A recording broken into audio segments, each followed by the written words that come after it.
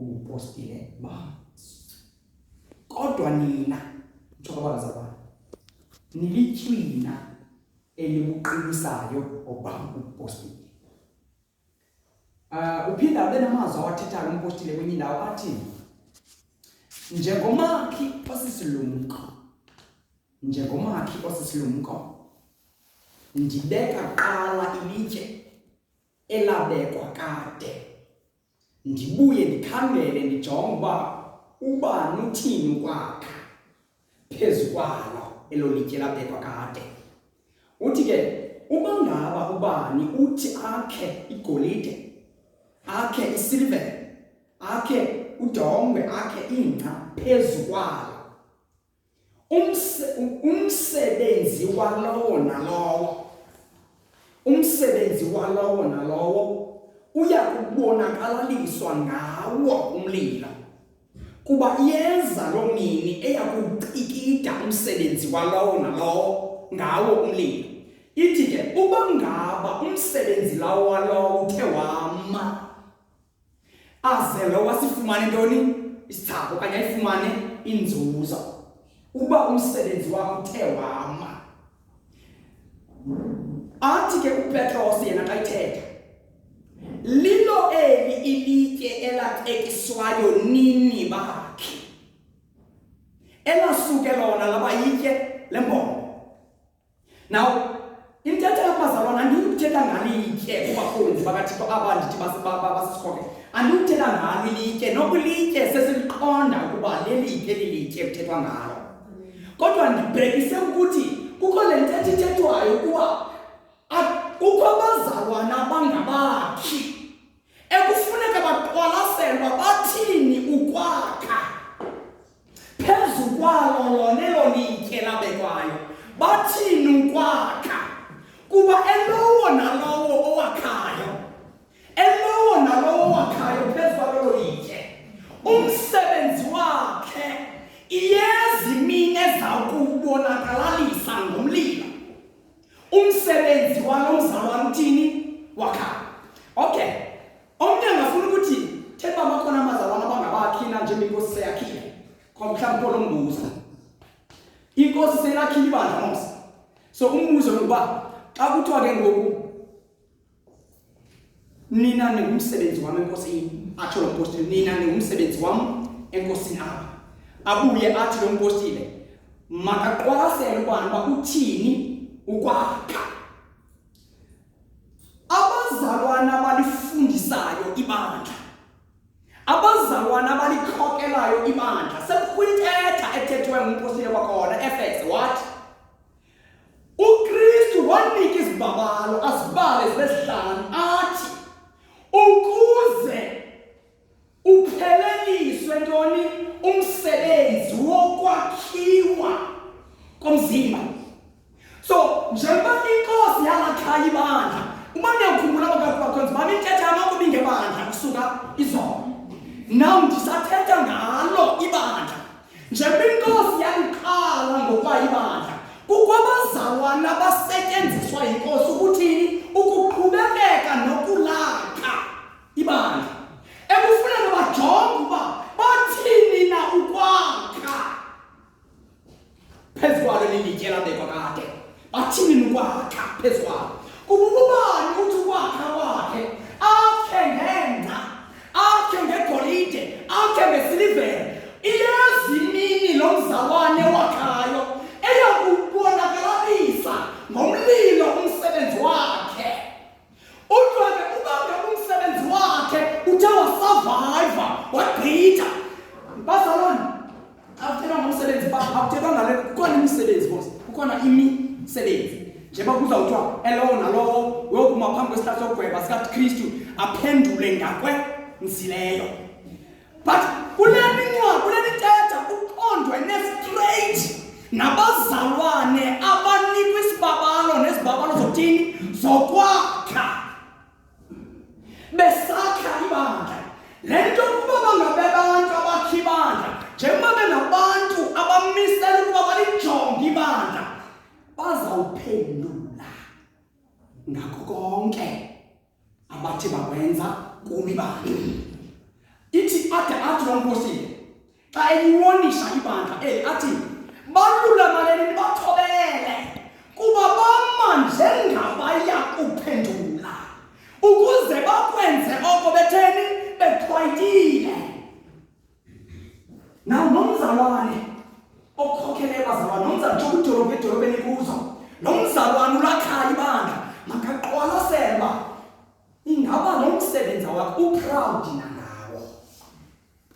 Angakwazi nalo msebenzi ukupresenta eproud engakhali phambi kwenkosi athi lo msebenzi Nkosi ngiwuzisa kuwe ngakho konke ubundiphe kona ubulumko nangawo konke amandla bendiwaphiwe ubundiphe wona nanku umsebenzi endiwuzisa phambi kwakho Nkosi nanku umsebenzi. Abuye athi nompostile basa ndiyalikhweletela ngekhwele likaKristu kuba ndanandisela ndodeninye athi ke ukuze ndinimise phambi kwayo nitheni niyintombi enyulu. Ngubani lumisa abazalwane phambi kwenkosi entombi enyulu? Ngulo mzalwane wakhayo. Lo mzalwane wakhayo aqwalaselwa ingaba ke lo msebenzi awuzisa phambi kwenkosi unyulu na. Aqwalaselwa lo msebenzi awuzisa phambi kwenkosi unyulu na. Ingaba ukwenze enough ukuwenza ube nyulu lo msebenzi awuzisa phambi kwenkosi lo mzalwane wakhayo. Wenze enough na. Kutheni kusavakala inhlebo nje kulo msebenzi wakho? Wenze ntoni ngale nto? Ngaphezu koba mani xoxa baye kwaze kwathi wenze ntoni ngale nto yokuba ye inhlebo kulo msebenzi wakho ininzi? Wenze ntoni wena njengantoni njengomzalwane wakhayo? Utheni na? Uthathe amanyathelo uphi na ukuba lo msebenzi wakho ube nyulu phele kungabikho zikhelo? Lo msebenzi wakho utheni udrag inyawo xa kufuneka kwenziwe into zikaThixo lo msebenzi wakho? Wenze amanyathelo waphi ukuba lo msebenzi ukwazi ukukhuthazeka ube ube nogqozu nofukufuku?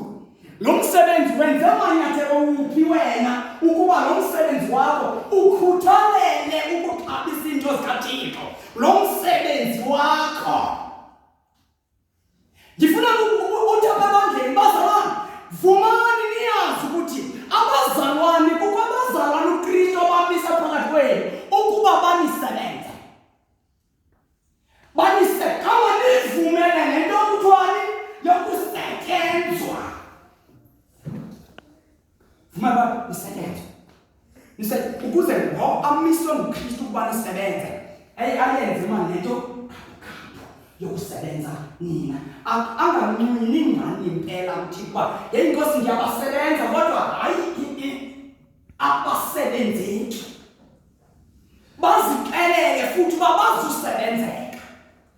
Ndithi xa ndithi mababheke ngapha bona babheka ngapha kuba bazikelele ezingqondweni zabo ndini asizusebenzeka.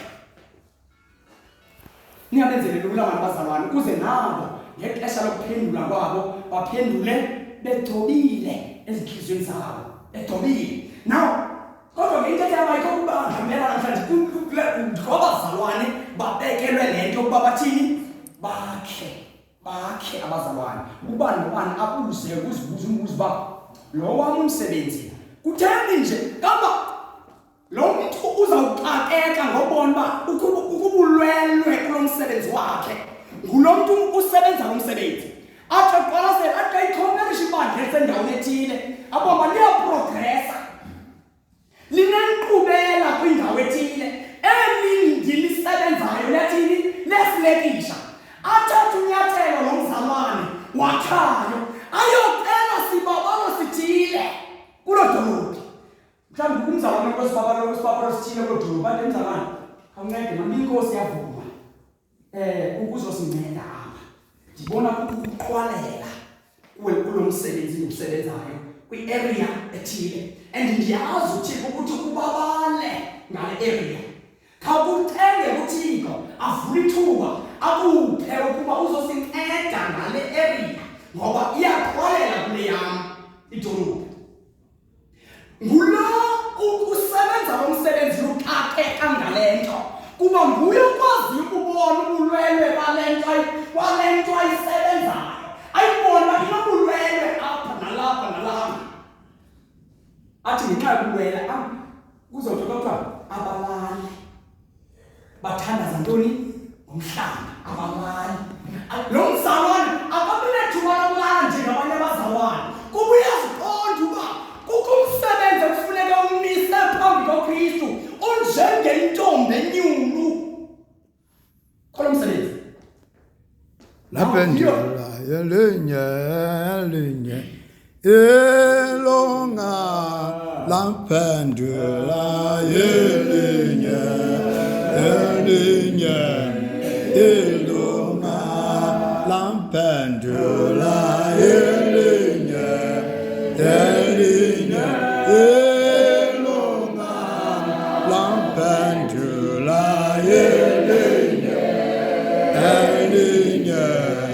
elonga lathina athekeme lathina athekeme lathina athekeme ngosiyami lathina athekeme lathina athekeme lathina athekeme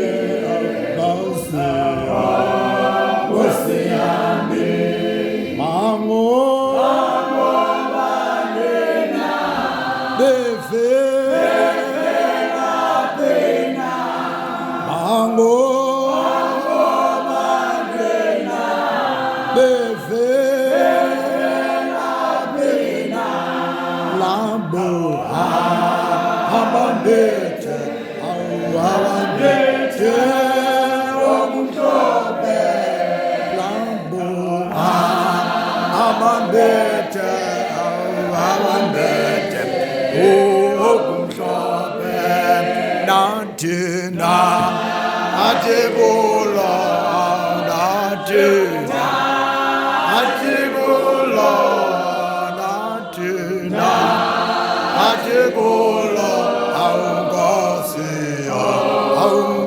awungosiyami nathina athebula nathina athebula nathina athebula awungosiyami uyazi wena uyazi wena uyazi wena uyazi wena lathila lathekeme lathila lababona lambanga abaphuma awuyebuhluphe nobukhulu lathila lathekeme awulathila lababona lambanga abaphuma awuyebuhluphe nobukhulu mahlanze ngomosamo mazenze zamamhlophe mahlanze ngomosamo mazenze zamamhlophe ngegazi lewondlu ngegazi lewondlu ngegazi lewondlu ngegazi lewondlu ngegazi lewondlu ngegazi lewondlu ngegazi lewondlu awungegazi lewondlu benzele nzima abazalwane abakwidolophu ukuba koqala kubekho kwaba bakhokelwayo bangavumi ukuba aba bazalwane bangabakhokeli babo. Ibenzele ubunzima aba bazalwane bangabakhokeli kule nto ukuthi bathi sebefuna ukuzenza ezi zinto ezinzame zokuwenza lo msebenzi ugqibelele, kodwa bafumane umthwalo onzima kwaba bantu babakhokeleyo, because aba bantu abaluvumi ukuba bakhokelwe ngaba. Ngelinye ixesha kwenzeka ukuthi kwa aba bakhokeleyo abazazi babakhokele, and ingxaki izawuba nkulu xa engazazi ubukhokele lo mntu, ngoba ukukhokela oku yinto evela kuThixo uzikhethile. Kamba xa ukhokela unikwe nguThixo, into eyenzekayo uba nelizwi elinamandla kuqala, because kufuneka ube nelizwi eliphuma kuThixo elikufaneleyo umntu wantoni wesikhokelo. Number 2, njengoba kube kukho abantu abazabathi xa bejonge wena bakubona uyi-role model, awukhange ubaqele uba mabajonge kuwe, kodwa aba bantu automatically kukho into ebenza uba batsale babajonge apha kuwe. Zithi ke ngoku zonke izikhwekhwe zakho balandela apha emveni kwazo, balandela apha emveni kwazo, kuba uThixo yena uphile nokhokhela qha nguwe ungazaziyo utheni uyakhokela. Uzayibona xa kukho okuninzi okuyityujoshile emveni kwakho uthi qwaba ngemadoda ixesha lonke ndimndongela usuka phaa uzotsho kulo mgama oko kuhamba isikhokelo sam esigwenxa. Kinololongo kanti ndiyakhokela qha le nto okukhokela kwam ndiyisebenza rongo, nothi ngale ndlela bekufanele uba ndisebenza ngayo isikhokelo, kuba awukhange uzazi uba uThixo ukubabalele ngale nto okukhokela okanye uyaziphika. So kufuneka kuqala apha engqondweni yakho uyazi ubabalo babalwe ngalo, ungalwi nalo ubabalo babalwe ngalo uThixo. Kubona kwa wena ulwa nalo, awuyivumi le nto uba utheni uyakhokela. So kufuneka loo nto kuqala uyamkela. Naba bangawusebenzisi nzima bazalwane ningabasebenzisi nzima abakhokeli, ngokuba kubonakala uba ninokutsala apha kwisikhokelo sakho. Thixo akabazali mani bandala kaThixo uyakhokela, Thixo uyakhokela, yakhokela ngabantu bakhe, khokele nivumele uba niyakhokelwa nguThixo ngabantu bakhe ababekileyo uba babe sisikhokela phakathi kwenu. Umzekelo ngiphethe umzekelo kulula, kubona uba phaa eTekomani uba usingomnye wabazalwane abasesikhokelo, loo nto abazali ningalwi nayo nivume uba nokunobuza ngobani abakhokeli, kubona uba ningakwazi ubathemba ngobani. Nalo bazazi uba sesikhokelweni. Yabona ke abazalwane basesikhokelweni, make ndisebenze le nto yobona i-advertise laa bhodi advertiser abazalwane basesikhokelweni. Kukhona impazamo ezingenziwa ngumntu ophaa kwaba bakhokelwayo zingabi namandla okulithinta okanye okuligcolisa ibandla. Kubona uba nokuthethwa kwazo zikhalwa zithe qhwi, zinantsike zihlwayo zithi cwaka. Kodwa yabona into ike kwakwibala phaa kwelaa bhodi ibhengezayo, kwakwibala kulaa bhodi ibhengezayo, kubonakala uba kwale bhodi, hayi mani, indlela eyenziwe ngayo nendlela emdaka ngayo yenza ukuthi nomntu engekayiboni nale bhizinesi advertiswa apha aqonde ukuthi andinqwele noya le bhizinesi. Xa into yabo le advertiser le nto imdaka ngohlobo, ndisayofuna ntoni kuba kucacile uba yindawo yabantu abangaphucukanga le, yindawo yabantu abangaklinanga le, ngenxa yale bhodi le advertisement. Ndifuna nje umzekelo lula nimoke niyijonge le. Yabona ba udibana nekhona ezipost laba etown esithubeni. Fika manje uzinikwa apha endleleni. Uzinikwa apha endleleni. Ze-advertise into pha masilayi. Ujonge kwale location uyibanjwa ngale advertisement. Ubona lo muntu ubamba nadawo lekone nje baba ujula ngale. Ujonge umehluko wepost e-advertiser kwalanto iyi-1 ibe-advertiswa ngulanto usekoneni kodwa nansi ngu-advertise eTV inhle. Xa i-advertiswa phaa eTV inhle kubekho umtsalane oba heyi make ndityhile kukhona into enje ngoba okokuqala ngendlela i-advertiswa ngayo ikwenza uba makuyinike amehlo makuyinike indlebe ngoba le nto i-advertisayo kwayona icocekile intle.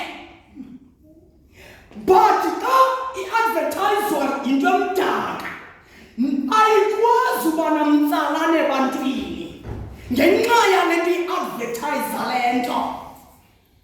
Now abazalwane abasebenza ukulikhokela imali mabaqwalasele ukuthi bazazi ukuthi banjengezi-signboards zithi yizani.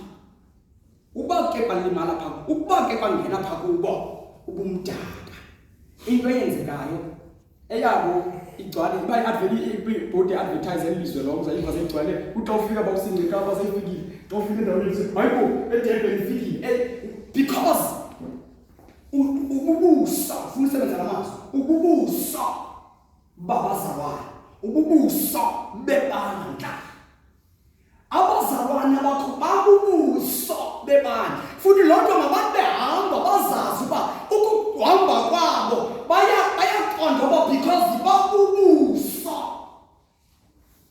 bebandla. So ukugekeka nokuma kwenkolo kungangabi namandla xa kusenzeka apha ezantsi kodwa ilimaza kakhulu xa isenzeka phaa phezulu. Ifuthi ibulale nabo balapha ezantsi babulale bonke. Andiko hayi noko besinoyithwala xa into kwenziwa ngubani nobani noko besingayindlela ngubani kuba babubuso bebandla. Ndithi ke bakwenza bathi xa ndiqhumela le ndawo ndithi nawo aba bazalwane baqwalasela uba ingaba lo msebenzi bawakhayo ba-proud nangawo. Awujonge futhi awujonge umphakhe uba lo msebenzi usebenzayo ingaba ngumsebenzi oya kupasa na enkosini. 1 ngaba ndisete umzekelo enough na wokuba kulandelwe. Ingaba ndifundise ngokufanelekileyo nokuxhobisekileyo nangesimilo nangakoko konke ndifundise enough nangezo zinto. Ngasiqu sam plus nangemfundiso ephilileyo ndifundise enough lezo zinto na. Ingaba lo msebenzi ndingaba nayo na into ethi ndingawupresenta phambi kwenkosi ungumsebenzi ocikidekileyo onyulu onjengentombi lo msebenzi ngoba ngawo lo msebenzi sikhona umvuzo ozawuvuza ngawo lo msebenzi kukhona ukuphendula ozakwenza ngawo lo msebenzi nobulwele bawo waziwa nguwe ke umsebenzi uba unobulwele ndawo uyawazi. Okay ndigqibile kule ndawo bendithi ke ndiqwaqaqha ukuba bendithi mandiphose le ndawo. Now bendithe ke ndirhalela uphinda ndincokole kule group yethu le young men. Kukho into ethe ke ndihlala uthetha ngayo bakhonzi bakaThixo elapha kwincwadi kaJohn umpostile oqala chapter 2.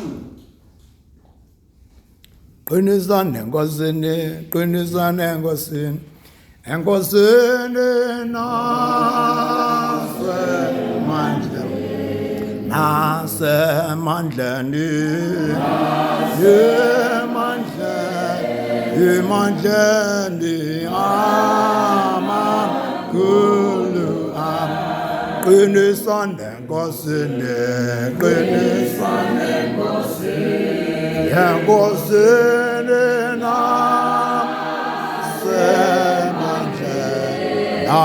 nasemandleni, emandleni amakhulu nasemandleni emandleni amakhulu nasemandleni emandleni amakhulu nasemandleni emandleni amakhulu nasemandleni emandleni amakhulu awunasemandleni emandleni amakhulu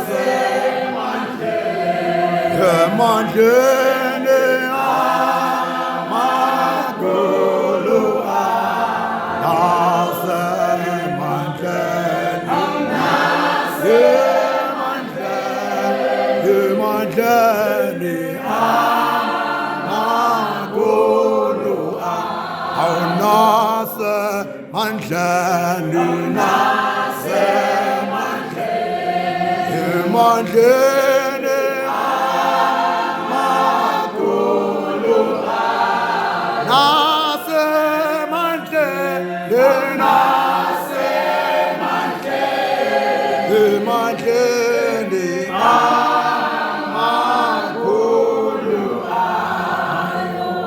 Yeah, verse 12. Verse 12 to verse 14. Verse 12, no, verse 14. Okay. John, chapter 2, verse 12. Verse 12. Ndiyanibhalela bantwanana ukuba nizixolelwe izono zenu ngenxa yegama lakhe. Ndiyanibhalela boyise ngokuba nimazile owasekuqalekeni.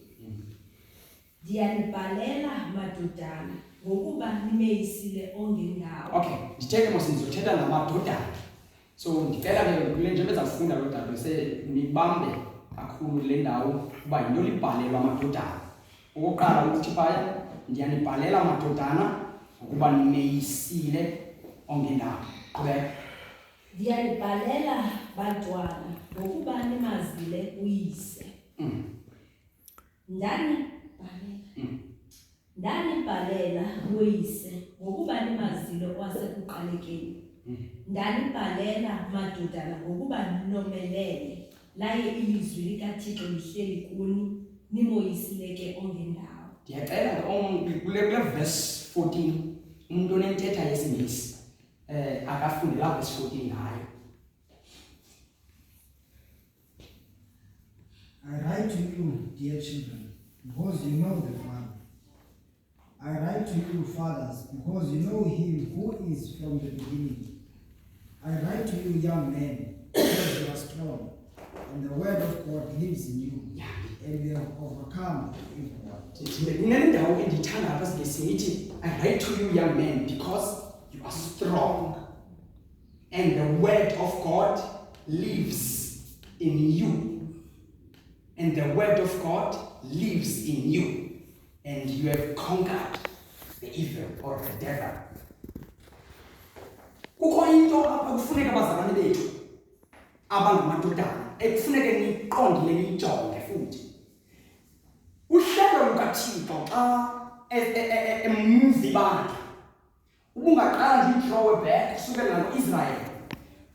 Kuba kwithuba uThixo alide ngabantu afike kwiponti ethile bathi ngoba sekhoyo bugqithiswe intoni i-leadership. Igqithiswe i-leadership inikwe ozayo ngezantsi. Uyayiqaphela qala uMoses elida kwafika iponti apho kuthiwa ngoku uzawugqithela bani uYoshua. Akakafi uMoses ngeli xesha kugqithiswayo. Akakafi uMoses akulindwanga aqale athini afe uMoses phambi koba kugqithiswe ntoni i-leader. Kama naye uMoses ngeli xesha aphila kunye noJoshua uyayaziswa le nithi elakho ixesha ngoku lifikelele phi kule ndawo uzawuphila kuyo ngoku makubekho ongenayo okulidi ibandla kaIsrael uJoshua olandelayo naye lakuxesha uJoshua lizawuhamba thini liphele naxa uphinde ujonge ngokukumkani uke walida uSawule kanti inkosi ngexesha lida uSawule ubukumkani sekuthathile ubukumkani buthathwe sekhona kubekwa kubani kuDavide ukuba uDavide abelihlumela elizawukwazi ukuthatha ubukumkani liqhubekeke naye ubukumkani now njengeqhubekeke le nto yenzeka usekhona uSawule le nto kuthathwa kobukumkani usekhona uSawule now ngexesha kusekhona amadoda amakhulu yazini akulindwa ngexesha loba bangabikho uqalisa ukusebenza kwenu kodwa ukusebenza kwenu kufuneka uqalise ngexesha basekhona ngoba izwi likaThixo liphila kuni ngoba ni-strongo nina sebeluphele bona the word of God lives in you. You are strong because the word of God lives in you. Nibe bold ngaloo ndawo. Kama ndibane ngxaki nomfana omthabana ebona izwi likaThixo akazani nalo. Kodwa ukhona endlini kaThixo. Kodwa akazani kumnyama kuluzizi. Hayi mana. Awukwazi uba ngumfana omtsha okholiweyo kodwa bunaba awazani into zikaThixo wena. Futhi awunamdla nento zikaThixo wonele uba xa kuzohlangana umamele kuthethwa uphume uphinde ubuye awuphinde xesha lokungena kwinzulu zento zikaThixo uzifunde uziqonde kodwa izwi likaThixo uthi because the word of God lives in you. The word of God specifically yanibhalela young man because the word of God lives in zininzi into ezibhalwe kwabhalwa abantwana kwabhalwa loyise hayi kodwa xa kufika kule ndawo because the word of God lives in kodwa you are strong ufuna ngexesha besekho aba badoda amakhulu ngexesha besekho mama amakhulu kodwa kubonakala kukho apha i-young men strong eziphila izwi likaThixo ngexesha akulindele ithuba athi umntu angabingeli mna ndiyayibona iphakamile le xa inosinda wena umuntu omncinci ngentlobo mosingana umdala wayifanisile wena into xa inomsindi umdala yazazi ke uba zikhona ezinye ezihamba nangamava okukhula but ndichaza ukuthi xa kubanjwa into zakhe kufuneka uyibambe itshisa ngokumtsha uyibambe itshisa ndiyibambile amandla kaThixo ndiyaweva akhona apha kum ndihamba naye uThixo akho mntu nondixelela ukuba uThixo andihambi naye kuba ndiyamva apha kum uThixo ndihamba naye le nto ungayibalisela uyiva apha kuba uThixo ndihamba naye ngeli xesha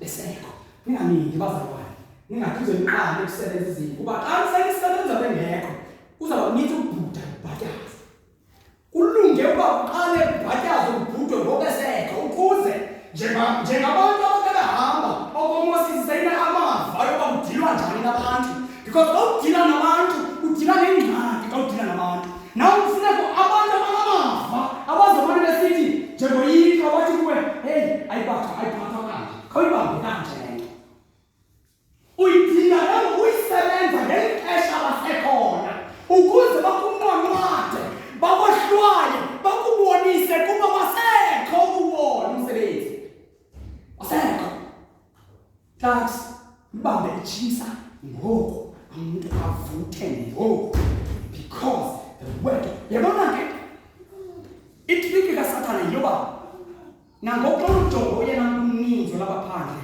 okukhotywa zase-drugs young men ucinga utheni young men uSathane wazi okamoya baqhubeka ngamoya The word of God lives in young men. So if I destroy young men, the destroyer intoni ikamva lento kaThixo. Akakhathalelanga kamva la South Africa uSathane.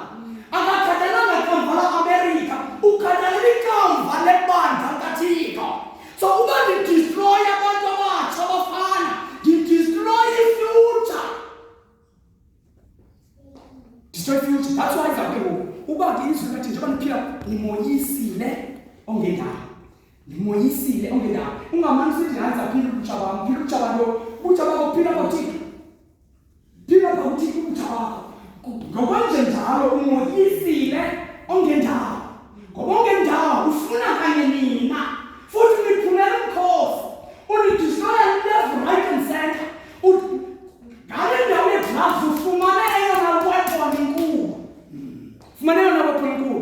Ngotyalo kwabaphala ufumane iweapon enkulu yokudestroy ifuture yebandla.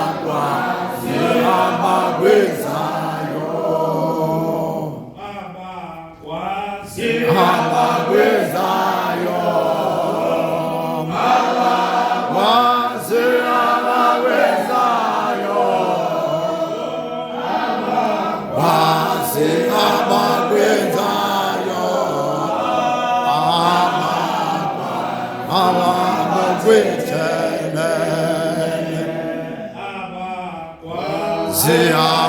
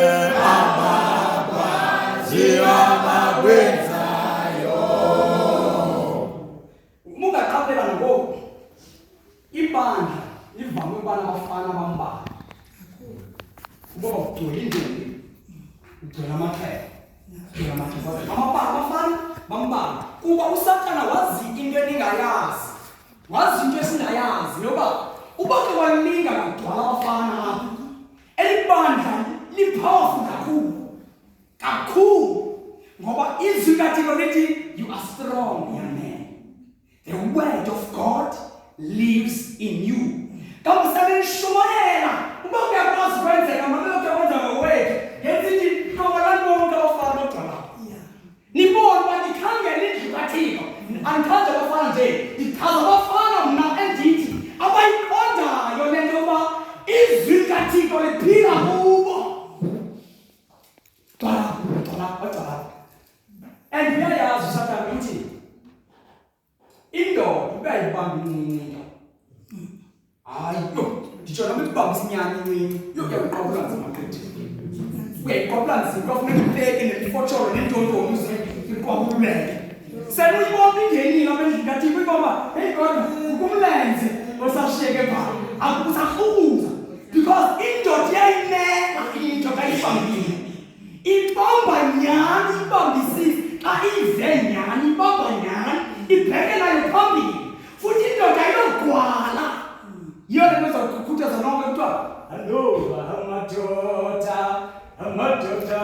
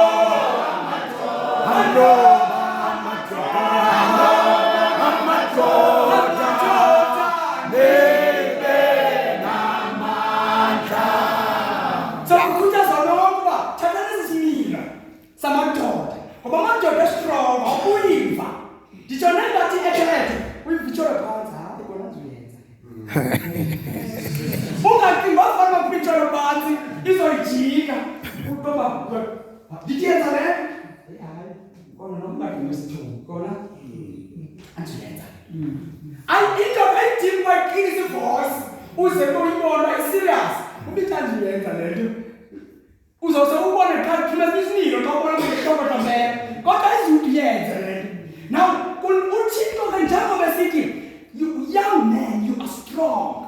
The word of God lives in you because ukuba umkhumbi lo uzomuva uzobheka phambili sonke ukukho amadoda amatsha izobheka phambili lento nangoba kuba ngokusho umoto apha isitakini sibayeko bawubani siyabayeko bawubani ngaphulu umva kuthiwa bafana ubafuna abantu abanamandla babhekiswe emva nodadewethu ufuna abantu abanamandla now njengoba ni-strong ngoku niyayazi uba ningabantu aba-strong noSathane uyayazi uba ningabantu aba-strong. That's why enibetha nge-drugs, that's why enibetha ngotywala. utywala because uyayazi ukuba lena yi-future lihlumela lendlu kaThixo. Uba ndingaliyeka liqhubele phambili ndiyakwenzeka ingxaka. Ubukumkani bam ndinguSathane buyadistroyeka uba ndingayiyeka iqhube phambili le nto le. Mandibanze nejadi yonke nto. Now uyingozi yokungxaki ngumfana sethe seyiphakathi uboba udikidiki oselapha phakathi. Awudikidiki lomzalwane andimazi noba uyapha emva noba ubheka phambili noba uyecaleni udikidiki. Yabona umfana kufuneka athathe inxenye mandizama ukuthi makathathe i-advantage kanjani igama esitolo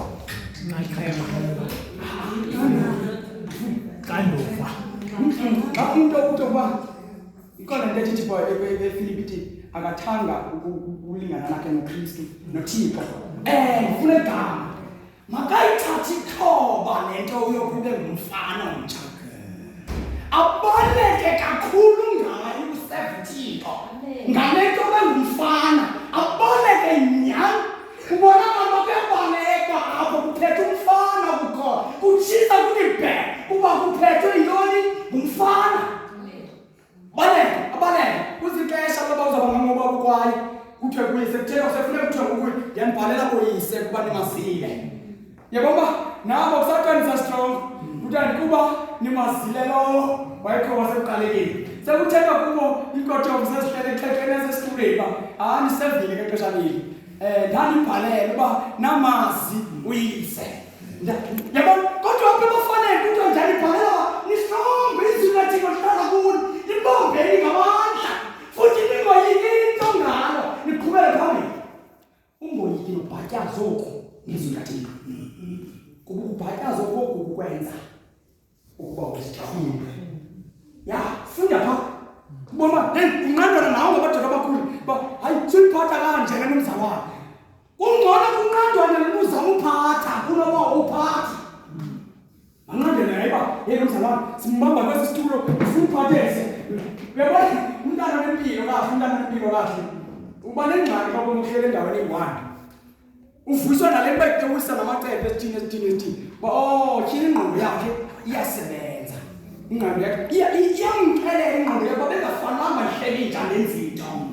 Ifana nithiwa akazazi bafana uphatha kanjani kama kufuneka angangxoliselwa ukuphatha oku kha aboniswa kuphathwa kanjani.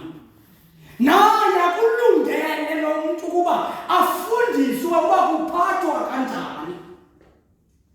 Hey man, iba mntu amabhiki itsomo ingangaphakamini ivuthe mzalwane xa kuphethe odakiwayo. Why? Not because abanye babalo njengawo but ixesha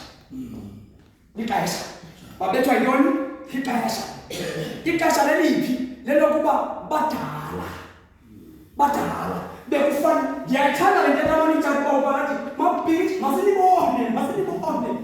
masinibone niyakazi because ixesha iyawarisa xa kungekho bantu kubonakala abantu le nto lithelika lizawufa kuthenga le tsomi izawuqina emveni koba mna sontwana ingekho mandinibone niphatha and iyawuvuka mntakamabhiki ibe ngaphezu koko kuba iphethwe yintoni ngumfana ube izwi likaThixo likuye kube kusithwa ngaye ustrong uhlakaniphi.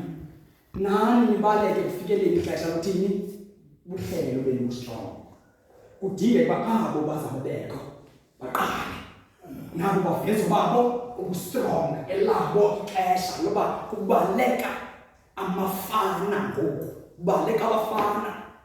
Awu bazalwane bethu ndiyacenga mani khaniphakame phakamani mani phakalithathe ixhoba lento yomfana benu kuba nina istrong uthixo thikuyayazi wayibeka loo nto kuba ningabantu abastrong. Ndinomntu sekunoba unekhariye yakhe imthathela ixesha elininzi angavumi yenye uSathane ndibekela kanjezona akazi ne-drugs eyazi uba uzuzithatha i-drugs akazuza notywala eyazi uba uzuthatha utywala mntakamleyo uyayazi uba ugqithile etywaleni uyayazi ugqithile uzoyisile i-drugs uzawuza nento eza kudistracta phi ekubeni ube-strong akufaka uba uba ne-excuse uba yile umsebenzi undiphethe kambe andikwazi uphucuka akubeke lapha i-test akubeke lapha into zokumakisha njengotitsha zibe nintsi izikristu because injongo funa ukuba suba lixesha loinvesta kule nto kaThixo. Ngoba ubuke wainvesta kule nto kaThixo uzawuba strong, uzawuba yingozi. So makaze uxakekise nomsebenzi impela. Nawe uzibona yendiklineke ngawona mandla andikwazi uphoncuka. Andikwazi nokubathenga inhlangano kuba ndiklinekile. Hayi, trick kaSathana leyo. Khabe phaa ibheke phaa. Judisa ifanitothoyo, judisa ukubekwa. Judisa. Ude bona babanga bafuneka iziscript uzimaka usuku bonke ukuze uphumelele enhlanganweni. Zimaka usuku bonke uzigqibe. Uyazi ukubona kanhlangano. Kuba ndiyabona iqhinga lakho ufuna ukuphazamisa. Right? Okay. Bazalwane bethu nalapho ndigqibile kuloo ndawo yabafana. Ndigqibezela ke lenthe ndifuna ke ukuphosa amazwi ambalwa nakoomama bethu. Bastrong xa bezazi. Bastrong nabo xa bezazi ukuba bastrong. Yaba kukho izinto bawukwaye kuyinto eyathethwa bona abamadoda ngayizama iwohlule. Sithi uba usanga baba ngayoshumayeza la mzalwane ungakholwayo. Atsho ngelizwa ncane. Uthi kathi, you know what? Ndiyekele kunkosikazi wakhe. Ngoyena uzokwazi.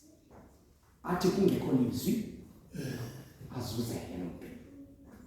Athi kungekho lizwi azuzeke lo mntu.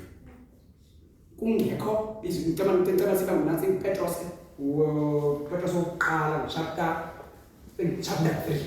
Petros oqala chapter 3. Inganitangizwe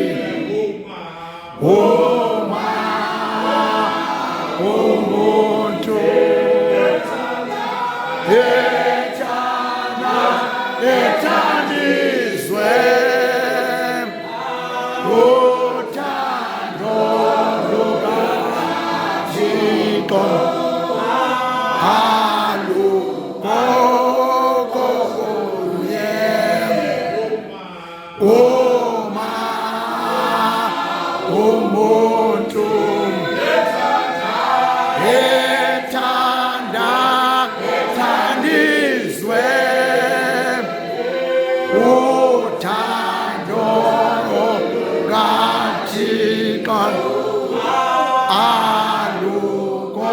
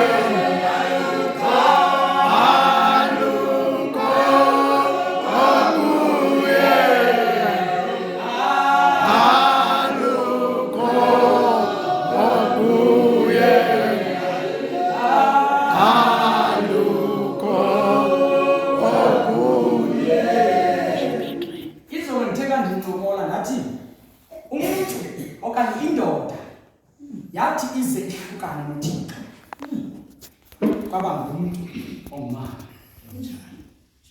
Omnye ngathi xa ijonga le ngathi asayithanda umthetho le ngathi singabawisi.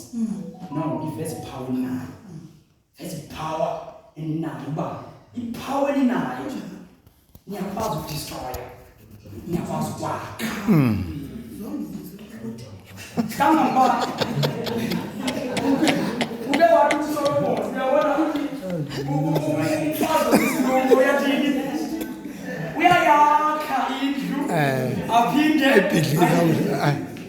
uzombili ezilunazo abakuzo unepower yokuchitha unepower yokwakha nakufuneka kuqwalasela le power nayo ingaka usebenzisa njani ngoba ipower inibe nguThixo futhi angayiqalekisi le power yinto kume ngayo makayisebenzise kakuhle le power ingaka uThixo amnike yona andifuna ngamqhatha uyaba uThixo ikhuluma eGqikaza njalo kuyanzenzo uthi uThixo andimvumeli umfazi ubathini afundise yathi ke uthi uThixo kuba yawa yonke le nto kwasuka ngenxa yakho akayithembi ukuba amadoda wanowa xa benofundiswa ngabo ngendlela abaphawafu ngayo amadoda maphethe sithi kushiwa isiyababula leyo injalo yaziyakekela injalo ipower bayiphiwe nguThixo ingalo ipower bayiphiwe nguThixo so xa ufika kwindawo enonto ongumama umntu ongutata uba ethe ngoma simaze eqinile nje uthetha ngabapho kanti usofti kanje wakhe kutheni hayi yazi umama khona yakwathi umbambe tronka akubi iziphathi zonke ngenxa yepower bekwenguye uThixo iThixo ngabithi njengoba sithi bayivumeni loo nto hayi bazalwane ayikuba akanobababala qala ngento ukuthi ikupower ethile abake basetyenziswe ngayo and namandla apha na njengoba ngilapho kule ncwadi bazandicela bayilese umuntu chapter 3 kaPetros uqala amadoda nabafazi bawo ngokunjalo nina bafazi wathobeleni awenu amadoda ukuze futhi nokuba kukho kuwo ongalivayo ilizwi athi ngehambo yabafazi lingekho ilizwi azuzeke ebonela ihambo yenu enyulu ithi ukuze noba kaliva yebaza nini iqonda izwi kaThixo namandla bethiwa ibenzile izolo izwi kaThixo namandla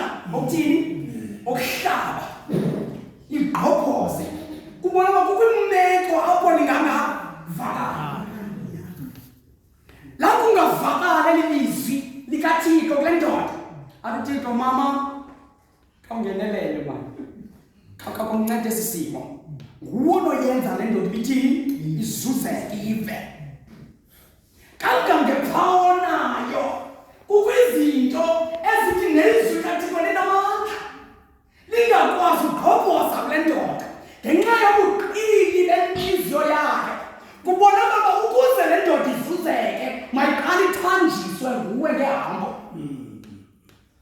ithambise athi phaya umgcina ngawuvanga ngawuba usitanda sakho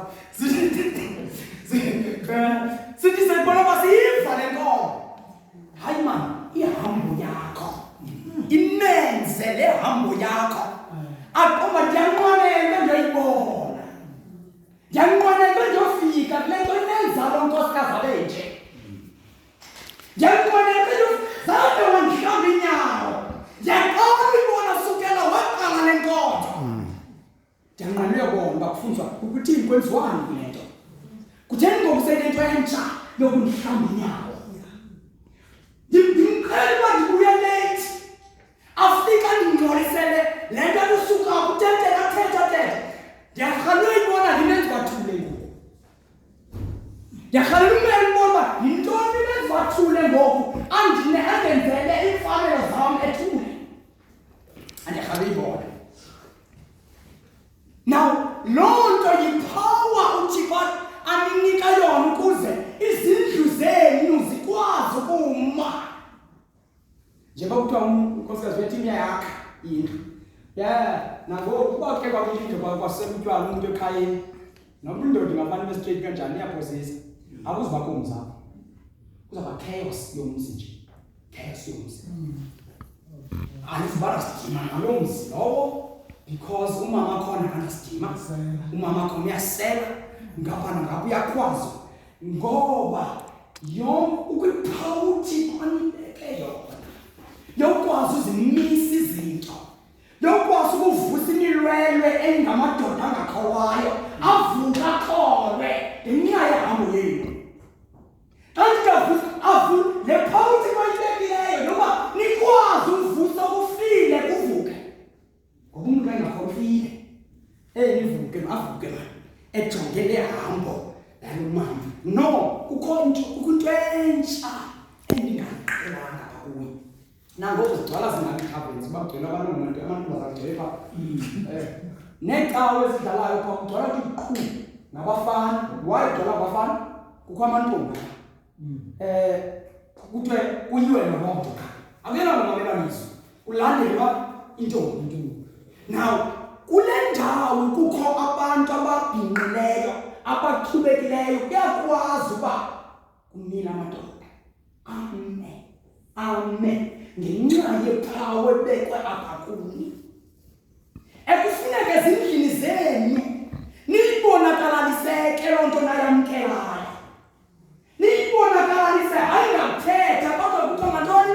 Ngehambo umntu ayiveza kukho umqolo oluthile ngoku ndiyamkeleyo. Oh mamzulu, kukho umqolo othile uyamkele. Njengoba umkele le nkolo ithi noba ibonakala uba ingaluva kangakanani ithatha ekhaya, amana qomba zange ndayibona isimilo sinje. Athi xa ujonga isimilo sokumthobela kwakho abona uba into engathi ndiyamhlala njalo. Akungeni mhlawumbi uzandifakela ipoyizini nje ndingayiqondi nje. Hayi asingayifumani ipoyizini. Kodwa ufumana into etshintsha wena. Ubuke wama waqina. Ndithi nendoda egeqezela amadolo yakho iyakwazi uphakamile. Kodwa ubuke wageqezela kokubini apha endlini. Akuzuma nto bakugeqezela nomama lo. Ageqezela naye. Yabona ke benthe njengoba benepower yokwakha nokuchitha. Uyakwazi uba ayichithe indoda ngoba ayidwase ngenhlelo. Ngoba ngomngenye into egcweleyo nobana nakwela cala. Ayidwase ngenhlelo. Ayidwasa ngenhlelo. Udibane nendoda ithethi amalwini. Ikhona ilimele phaa endlini. Ibikathi nje ilimele. So levangeli nomama ishumayelayo ikhupha isiqhamo kule ndoda. And indoda ayifuna ukuphosisa. Hey, sike siqhawe ngomabhiki uba no, simaze strong. Bathi bafuna la nkosikazi yakhe. Sive nevoice liba hey, no, ayiyo la strong. Ayiyo la voice strong. Athole ezantsi asele because imshintsha character. Imshintsha isimilo. Nakunalophawu ingako yokwazi utshintsha isimilo sendoda usitshintsha. Xhomekeke uba ufake esinjani ke ngokwena. Ufake isimilo esihle ngoba uyakwazi naleyo uyifaka. Ufake isimilo esibi. Nani ndizimzekela kanjalo ukuba yamazi bakazoqhubeka. No, wake one day wa-cold man. Wa-cold. Hamba simane nomathulisi sukuncina ngaba lento manje omelele. Athi mathulisi ukabamba inkonzo zile kuhle. Athi ayohleba yoba Thixo manje umama udale ithuba ngathi umelele. Now, xa isenzeka loo nto simbone sebenza sithi sebenzile nkosikazi sebenzile nkosikazi apho. Now ipoint yam ithi ke ninalo power yokuba niyakwazi ukuzimisa izinto. Ngokunjalo njengoba nikwazi uzimisa izinto apha ebangeni ke kukho amadoda njengoba bekhona nasezindlini amanye amadoda. Sendingeni nikwazi ukuyenza pha ezindlini ngokuthi niwachitha amadoda, niwafake intlebo, niwafake zonke into ezingezinto. Ningakwazi uyenza nalapha ebandleni onke. Sendingeni nikwazi ukuyenza ezindlini uba nikwazi uba niwasebenzise kahle amandla, niwavusame, ningakwazi uyenza nalapha lonke. Kanjani? Ya, akafika umkeni umzalwane ndibene umzalwane beni-right. Xa ngoye egugule ekamere ubuye ngomzekelo seyijithe nomzalwane etekilawunge into esingayaziyo umntu. Seyizwemzela. Kuba kukhona into oncoka ayifumeneyo efike yamtshintsha ingqondo. Yamtshintsha ingqondo ngenxa yokuba kukho lamandla phandle. Kukho lamandla phandle. Ndithi wena mbembe uba ivini babeziqonda nditsho nentombi zekukhona ziqonda amandla nazo. Amandla kakhulu. Azinto ezingamiswa ngaphandle. Isimilo kufuneka kube nazo zingashashalazi laa mntu mana ndiwenza le nto efana uyayenza. Hey, okay, ndiyayibona le efunayo. Hey, ngeba bendinokuva kakuhle yazi xa benoke nje indaba nje iyi-one ukholwa mane khakukuzwe sibona singayithini le nto xa ufika apha endlini ngathi xa fika apha endlini akuthetha ukuze nganje Uzentombini. Now njengehlelela abazalwane ukwenza abazalwane bamazi okay kufuneka kusetyenziwe apha umsebenzi othile kulo mfana lo. Siyayazi uba i-agenda yakhe iphi. Afikwe ngabazalwane ngomfutho bomfika ngothando angayifumani ntule chance ezenze ngayo. Abambeke apha. Abambeke apha iphume yonke lebeze ngayo. Abambeke apha. Bazalwane naleyo zikhona ezinjalo zike zenzeka. Konke njalo khona bazalwane kathi babiza abagaba babengene ngoba besisifana esininzi. Ngubana mningi uthuhleke ukuthola ihaka yazi. Sikoba siyayazi ba not ko abanye bazokuhlobo ndila. Xa kufika uthipha ahluzi nyana bashiyeka abamakhindisheke ngokuyi ofana ushiyekile quality because njengoba bazabayingungubo sokuthi bazawuhlala bonke bazawushiyeka ebanjwa izwi likaThixo buyamva izinhlanzi engezodliwa.